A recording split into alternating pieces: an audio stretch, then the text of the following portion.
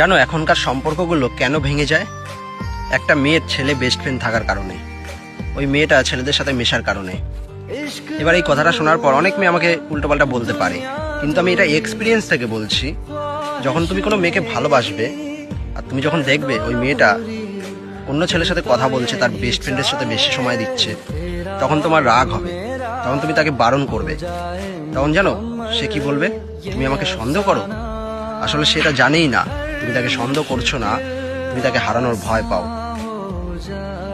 তখন সে তোমাকে একটা কথাই বলবে, ওই ছেলেটা আমার ছোটবেলাকার বন্ধু, আমি ওর সাথে অনেক সময় কাটিয়েছি, একসঙ্গে পড়েছি, এটা করেছি সেটা করেছি, নানান রকম কথা বলবে। তখন সে তোমাকে ছেড়ে দেবে, কিন্তু তাকে ছাড়বে না। তো আমি মেয়েদেরকে একটা কথাই বলতে চাই, যদি তুমি কোনো ছেলেকে ভালোবাসো তাহলে তুমি তাকে সময় দাও, তার সাথে মেশো, তার সাথে কথা বলো। বাকি ছেলেদের সাথে মিশো না, এতে ছেলেদের ফিলিংস হার্ট হয়। আর যদি তুমি অন্য ছেলের সাথে মেশা বন্ধ না করতে পারো, তাহলে তুমি কাউকে ভালোবেসো না, তোমার ছেলে বেস্ট ফ্রেন্ড নিয়েই থাকো।